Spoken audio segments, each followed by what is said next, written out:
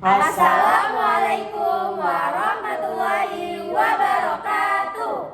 Halo semuanya. Perkenalkan, kami dari kelompok 3 mata kuliah Bank Lembaga Keuangan Syariah akan membahas tentang wadiah versus mudharabah. Adapun anggota dari kelompok 3 yaitu yang pertama, saya Rizky Maulidan. Saya Naisha Siti Fadilah. Dan saya Dewi Nuraini. Dan saya Tria Apriliani. Dan saya Ananda Felisa Gunawan. Selamat menyaksikan. Pada kesempatan kali ini, kami berlima akan mengupas tuntas satu pilar yang sangat krusial dalam ekosistem keuangan syariah, yaitu penghimpunan dana atau dikenal dengan istilah funding dalam perbankan syariah. Teman-teman mahasiswa sekalian, pernahkah kalian berpikir dari mana bank mendapatkan uang yang begitu besar untuk disalurkan sebagai modal usaha atau pembiayaan? Jawabannya ada pada fungsi funding ini. Secara konseptual, penghimpunan dana adalah suatu kegiatan operasional di mana bank syariah berperan aktif mengumpulkan dana-dana yang mengendap atau tidak terpakai dari masyarakat luas, baik dari individu, lembaga, maupun korporasi. Dana yang terkumpul ini tidak didiamkan begitu saja di dalam berangkas bank. Dana tersebut diputar, dikelola, dan disalurkan kembali kepada masyarakat yang membutuhkan dalam bentuk pembiayaan produktif.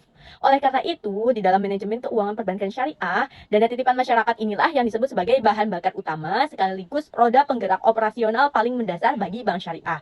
Tanpa adanya funding yang sehat, fungsi intermediasi bank akan lumpuh. Lalu apa yang membedakannya dengan bank konvensional? Nah, disinilah letak keunikan sekaligus keindahan sistem syariah. Jika bank konvensional menghimpun dana masyarakat dengan menjanjikan imbalan pasti berupa bunga atau riba di awal yang secara tegas dilarang dalam syariat Islam, maka bank syariah bergerak di atas fondasi nilai yang sepenuhnya berbeda. Perbankan syariah menggunakan akad-akad muamalah yang bersih dari unsur tadlis yaitu penipuan, lalu ada tagrir atau goror yaitu ketidakpastian, maisir yaitu perjudian, dan tentu saja bebas dari riba. Akad utama yang digunakan dalam penghimpunan dana ini diantaranya adalah akad wadiah dan akad mudharabah. Tujuannya sangat mulia, yaitu bukan sekadar mencari profit semata, melainkan untuk menciptakan sebuah tatanan atau tantangan sistem keuangan yang adil, transparan, berkah, dan memberikan maslahat nyata secara sosial dan ekonomi bagi umat. Nah, untuk membedah secara eksklusif bagaimana karakteristik akad yang pertama, yaitu akad wadiah. Mari kita simak penjelasan mendalam dari rekan saya. Baik, terima kasih saya ucapkan kepada presenter 1. Halo teman-teman semua, di sini saya akan mengajak kalian untuk membedah konsep akad yang paling mendasar dalam produk penghimpunan dana, yaitu akad wadiah. Secara etimologi atau harfiah dalam bahasa Arab, wadiah berarti al-wada atau titipan. Jadi, dalam implementasi perbankan syariah, akad wadiah ditafsirkan sebagai perjanjian kerjasama di mana nasabah bertindak sebagai pemilik dana atau penitip. Sementara bank syariah bertindak sebagai pihak terpercaya yang menerima, menjaga, dan mengamankan titipan tersebut. Konsep dasarnya sangat sederhana. Saya menitipkan uang ini kepada bank agar dijaga dengan aman, utuh, dan terhindar dari risiko kehilangan. Jika kita merujuk pada kajian fikih muamalah klasik, wadiah ini sebetulnya dibagi menjadi 2 jenis yang memiliki implikasi hukum yang sangat berbeda. Jenis yang pertama adalah wadiah yad amanah. Ini adalah bentuk titipan murni yang sangat ketat. Artinya, bank yang menerima titipan hanya bertugas menjaga fisik uang atau barang tersebut dan sama sekali tidak diperbolehkan memanfaatkannya atau memutarkannya untuk aktivitas bisnis apapun. Uang tersebut harus dikunci rapat. Konsekuensi hukumnya, jika terjadi kehilangan atau kerusakan pada dana tersebut, selama itu bukan karena kelalaian atau kecerobohan pihak bank, maka bank tidak memiliki kewajiban untuk menggantinya. Namun, dalam praktik perbankan modern, jenis ini sulit diterapkan untuk dana liquid. Oleh karena itu, lahirlah jenis yang kedua, yaitu wadiah yad domanah. Nah, jenis inilah yang menjadi basis operasional produk tabungan wadiah di seluruh bank syariah saat ini. Pada akad yad domanah, nasabah memberikan izin tertulis dan kebebasan penuh kepada bank untuk mengelola, memanfaatkan, dan memutarkan uang titipan tersebut dalam sektor-sektor ekonomi yang produktif dan halal. Karena bank diberikan hak untuk memutarkan uang tersebut, maka muncul konsekuensi hukum baru. Bank wajib memberikan jaminan domanah secara mutlak bahwa uang nasabah akan dikembalikan secara utuh, penuh, tanpa kurang sepeser pun, kapanpun nasabah ingin mengambilnya atau melakukan penarikan. Karakteristik dari produk berbasis wadiah ini sangat menarik loh teman-teman, yaitu ada dana yang bersifat fleksibel atau liquid tinggi, tidak ada bagi hasil, keuntungan yang dijanjikan atau dipatok di awal. Nah, tetapi pihak bank syariah diperbolehkan secara syariat untuk memberikan imbalan berupa bonus atau ataya secara sukarela kepada nasabah sebagai bentuk apresiasi, asalkan tidak diperjanjikan di muka. Contoh real produknya di lapangan adalah tabungan wadiah seperti tabungan pelajar, terus tabungan haji muda, terus tabungan harian, serta giro wadiah yang digunakan oleh para pelaku bisnis untuk transaksi clearing. Nah, selanjutnya bagaimana dengan dana masyarakat yang tujuannya bukan sekedar menitipkan, melainkan ingin diinvestasikan agar berkembang. Nah, materi ini mengenai investasi syariah akan disampaikan secara luas oleh rekan saya.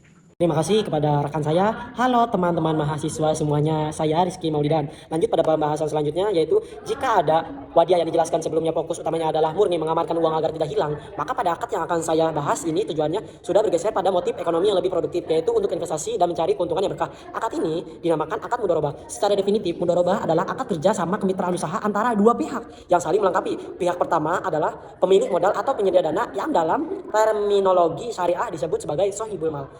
pihak yang kedua adalah pengelola usaha atau profesional yang mengelola modal tersebut, yang disebut sebagai mudorib. Dalam konteks produk penghimpunan dana perbankan syariah, posisi nasabah bertindak sebagai sohibul mal yang menyerahkan modalnya 100%, sedangkan bank syariah memposisikan diri sebagai mudorib yang bertugas mengelola dana tersebut ke dalam portofolio pembiayaan yang produktif. Karena ini adalah bentuk investasi real, keuntungan yang diperoleh dari hasil usaha tersebut nantinya tidak dinikmati sendiri oleh bank, melainkan dibagi bersama antara nasabah dan bank berdasarkan rasio pembagian yang disepakati di awal akad yang kita kenal dengan istilah nisbah. Perlu teman-teman ketahui, akad mudharabah dalam aktivitas funding ini diklasifikasikan lagi menjadi dua jenis utama berdasarkan tingkat kebebasan yang diberikan oleh nasabah. Yang pertama adalah mudharabah mutlaqah atau sering disebut investasi tidak terikat. Di sini nasabah memberikan mandat dan kebebasan penuh tanpa batasan kepada bank syariah untuk mengelola dan menginvestasikan dananya di sektor bisnis apa saja. Sejauh bisnis tersebut memenuhi koridor syariah, halal, dan memiliki prospek keuntungan yang baik, mayoritas produk tabungan di bank syariah menggunakan skema mutlaqah ini. Yang kedua adalah mudharabah muqayyadah atau investasi terikat.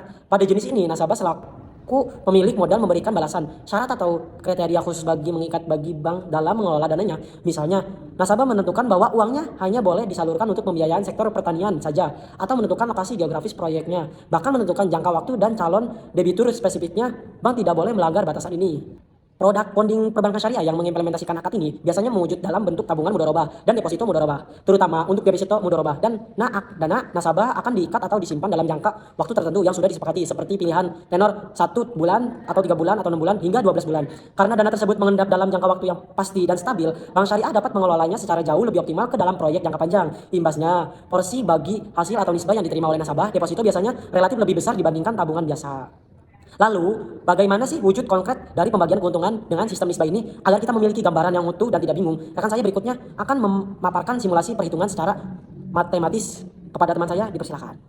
Baik teman-teman semua, terima kasih. Sebelumnya perkenalkan saya Nesya Siti Nurfadilah dengan NIM 250121055. Teori tanpa visualisasi matematika tentu rasanya kurang lengkap. Oleh karena itu, mari kita bedah bersama-sama contoh kasus nyata berikut ini untuk melihat betapa transparannya sistem bagi hasil pada bank syariah.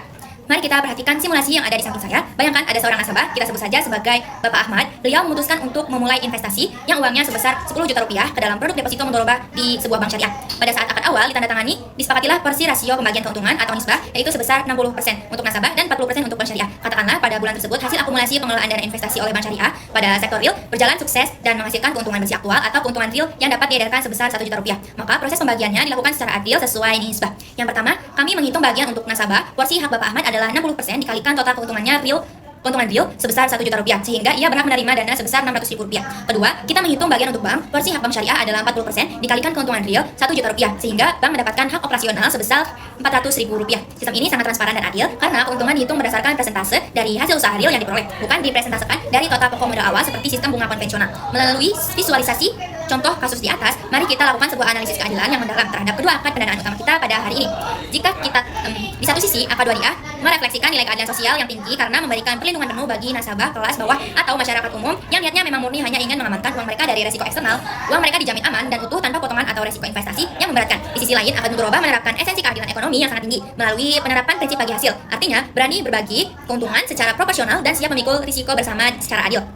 Keuntungan bulanan tidak dipatok mati sejak awal secara kaku, melainkan bergerak dinamis dan adil mengikuti kinerja real dari kondisi ekonomi yang ada di lapangan. Namun, teman-teman, layaknya sebuah instrumen keuangan di balik keadilan dan potensi keuntungan yang ditawarkan, tentu ada risiko inheran yang harus dimitigasi baik oleh nasabah maupun bank syariah itu sendiri. Analisis risiko dan konklusi dari materi kita akan diselesaikan oleh rekan saya yang terakhir.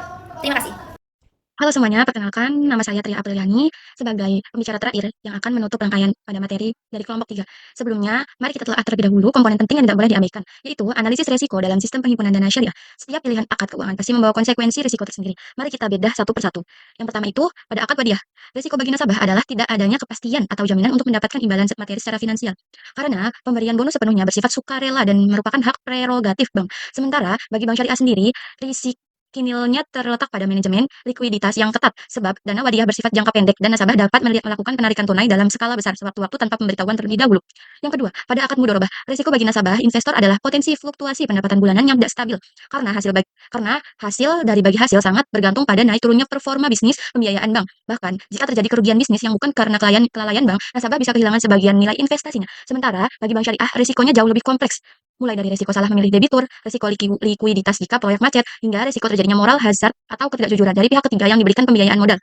Sebagai kesimpulan akhir dari seluruh presentasi video pembelajaran kelompok kami hari ini, ada 4 benang merah utama yang dapat kita petik. Yang pertama, penghimpunan dana atau funding merupakan aktivitas vital dan urat nadi utama bagi bank syariah untuk mengumpulkan modal masyarakat sebelum didistribusikan ke sektor real. Yang kedua, akad wadiah hadir sebagai instrumen titipan dana yang mengutamakan keamanan tinggi, likuiditas cepat, dan profil risiko yang sangat rendah bagi masyarakat luas. Yang ketiga, akad mudharabah hadir sebagai instrumen investasi produktif yang menjunjung tinggi asas kemitraan sejati dan keadilan distribusi keuntungan melalui mekanisme bagi hasil.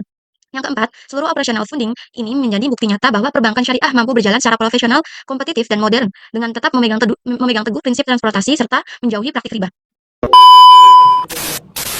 Baik, terima kasih telah menyaksikan video pembelajaran dari kelompok kami. Kurang lebihnya mohon maaf. Wassalamualaikum warahmatullahi wabarakatuh.